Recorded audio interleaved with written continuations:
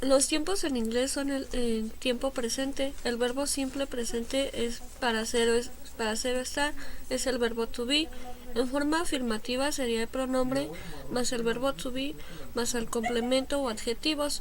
En la forma negativa sería pronombre más el verbo to be más not más complemento. En la forma interrogativa sería el verbo to be más el pronombre más el complemento. Simple en other verbs sería la forma afirmativa, el pronombre más el verbo en presente más el complemento. En forma negativa sería el pronombre más el auxiliar do más not más verbo en presente más el complemento. En forma interrogativa sería el auxiliar do doesn't más el pronombre más verbo en presente más el complemento y signo de interrogación. Tiempo sería el presente perfecto. Sería la forma afirmativa, es el pronombre más el auxiliar have o has más el verbo en pasado participio más el complemento.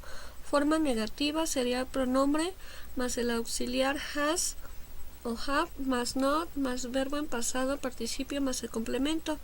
La forma interrogativa sería el auxiliar have o has más el pronombre más el verbo en pasado participio más el complemento.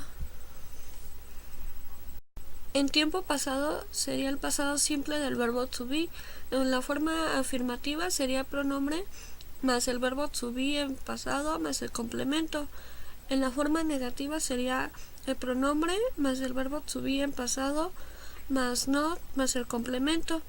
En forma interrogativa sería el verbo to be en pasado más el pronombre más el complemento y signo de interrogación. En el tiempo pasado simple en other verbs sería forma afirmativa, pronombre más el verbo en pasado más el complemento. En la forma negativa sería pronombre más el auxiliar did más not más verbo en presente más el complemento. En la forma interrogativa sería el auxiliar did más el pronombre más el verbo en presente y el complemento. En pasado progresivo, en la forma afirmativa sería el pronombre más el verbo en pasado más la terminación ing más el complemento. En la forma negativa sería pronombre más verbo to be en pasado más not más el verbo en terminación ing más el complemento. En la forma interrogativa sería verbo to be en pasado más el pronombre más el verbo ing y el complemento. Y por último sería el futuro simple. La forma afirmativa sería pronombre más will más el verbo en forma base más el complemento. En forma negativa sería pronombre más will más not más verbo en forma base más el complemento. Y en forma interrogativa sería will más pronombre más verbo en futuro base y el complemento.